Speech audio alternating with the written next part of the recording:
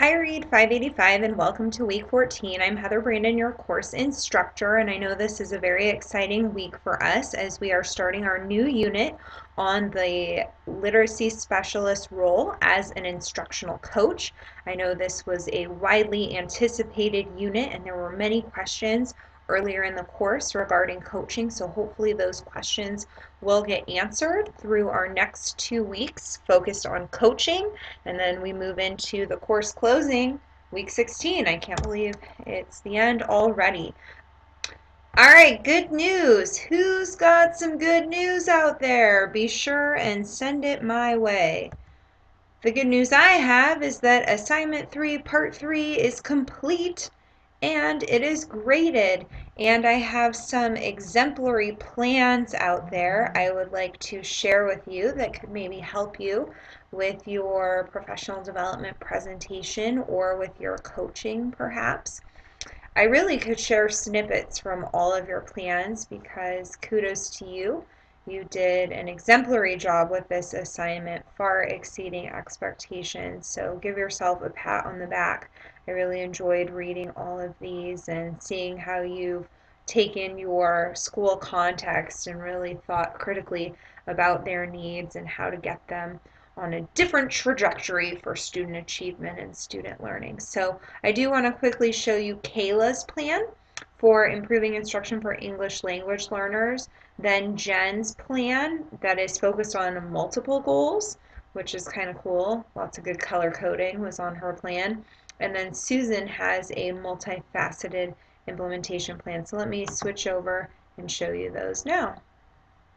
So here we have Kayla's plan, and in her recommendation, she wants to specifically target English language learners to improve the program's third year program improvement status and help students who struggle with reading comprehension. So she's creating a comprehensive, structured plan for the English language development course and the English language learner program that addresses specific needs at each level of language development, yada yada yada. So great focus there. And then when we go to her plan, this is what it looks like.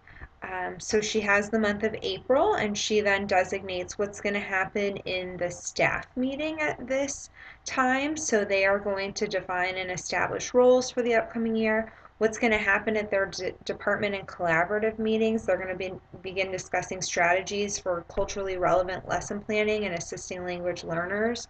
What's the administration going to be doing? They're going to be working on the professional development calendar for the following school year. What's the ELL coordinator going to be doing? What's the faculty going to be doing? What's the support staff going to be doing? So one of the questions you should have answered in your plan is, who's responsible for what? So she really thought about maximizing all of the people in the building to put them to work starting in April. And then moving on to May, what's everybody doing? And August, September, and it goes on there. So I thought this was a well-organized plan that really thought about how to leverage staff during staff meetings, during their team meetings, and how to coordinate the efforts of everyone. So great work, Kayla. Let's go now to the work of Jennifer Denzel, and let me get rid of that. All right, so our good friend Jen, here for her implementation time frame, she has denoted the 4 specific goals that she's going to be working on. And at first I thought 4 goals, that's a lot, but really the goals support each other. So for goal 1, she is strengthening the K2 intervention program. In order to do that, she needs to do goal number 2, which is to clarify the assessment procedure. So in order to strengthen the intervention, we need to be giving our high quality assessments, diagnostics, analyzing them. So this goal supports that goal. Then also, in order to strengthen the K2 instruction, we need to, as a staff, do some professional development around reading fluency. And then we also have English language learners over here. So these 3 pretty well aligned. These two go well together, so they all kind of support each other. And then what she did was, here's her time frame starting in May. She color coded them. So anything focused on strengthening the K2 intervention program is blue. Anything to do with assessment procedures is pink, and you get the gist there. Kind of cool. She also has an assessment team that they are developing. So a team of experts with amongst the staff. So, and she has righteously volunteered herself to be a part of that assessment team. Way to go. And they're going to be picking out the assessments that are going to be given, the common assessments for reading performance. They're going to outline assessment procedures. They're going to make these awesome binders with the procedures in there. And then they're going to train the staff in how to do those assessments. So they've definitely got their work cut out for them in training the procedures in August. So then they're going to go back and review, clarify inconsistencies. So this is a great, really well organized, cohesive plan that's bringing in many layers. Great job, Jen. And then last but not least, let's take a look at Susan's plan. Susan comes to us from the business world, so I know she felt a little out of her element, but really did an outstanding job critically analyzing her context and coming up with next steps. She used the implementation timeline that I suggested with the arrows for each month and kind of filled in there. But she did a kind of unique thing here in that she, picked a focus area and then followed it through for each month. So each month assessments are being administered. In September, they're going to create their RTI team. And then at the beginning and end of each trimester, they're going to set goals and then review their progress on their goals. Here's the professional development and the training that's happening in the different months.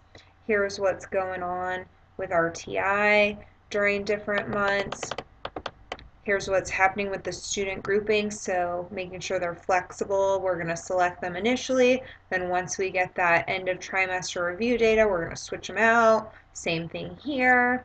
These are the staff developments that's happening, and then the data review, the progress monitoring, all that good stuff is going on monthly. And then towards the end of the year, we've got program changes we're going to be making. So this is focused on implementing an RTI program, but you can see how she thought through things like the assessment, the progress monitoring, the staff development, when in her timeline each of those things are happening. So great job, Susan. So again, great work to everyone on this assignment.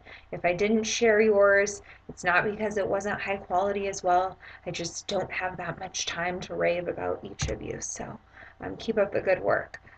So for your assignments coming up, we have number 4, which is due, the staff PD presentation due at the end of this week. Assignment 2, those professional documents, cover letter, resume, thank you letter, those are due May 3rd, but you can start submitting them now and maybe even get it graded sooner than later.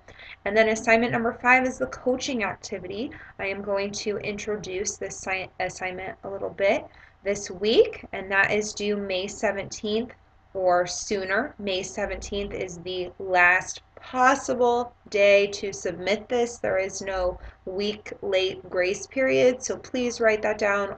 All assignments, the coaching assignment, must be received by May 17th, 11:59 p.m. Pacific Standard Time. All right, upcoming assignments. We have some readings this week. There are 2. First, you will be reading Reflective Coaching Conversations, A Missing Piece. Actually, I would read these in the reverse order. I would start with What Matters for Elementary Literacy Coaching.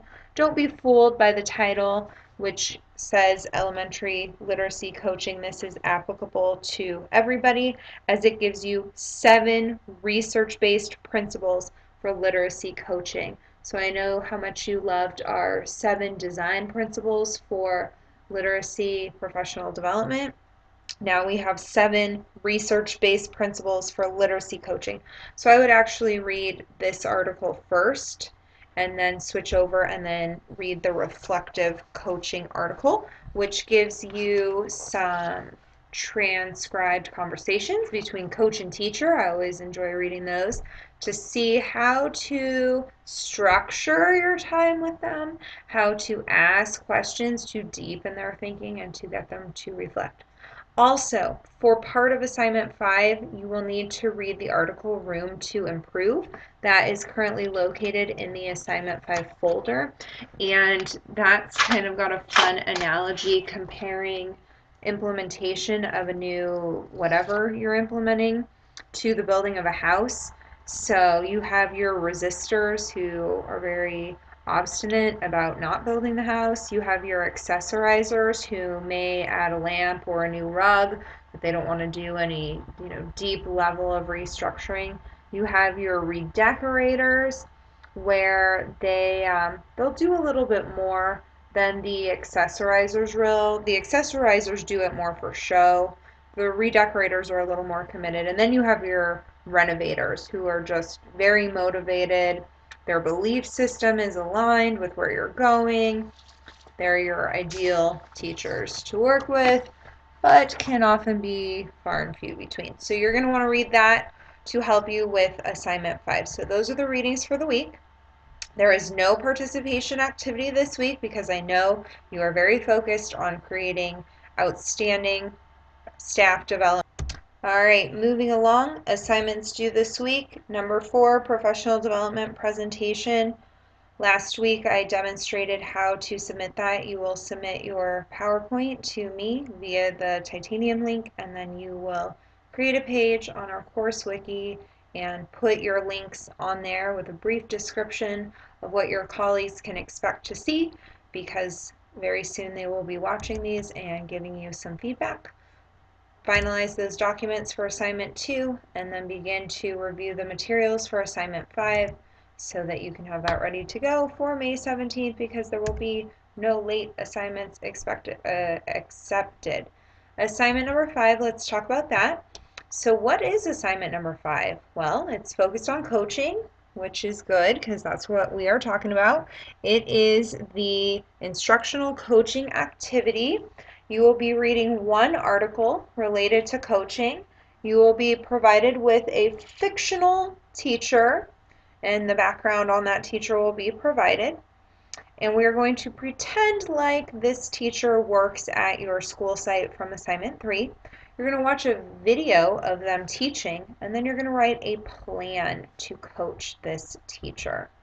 So the goal is for you to create a plan for coaching based on your school-wide plan that considers who you will work with, how often, the focus of your meetings, the format and approach for coaching, evidence you will collect, and your expected outcomes.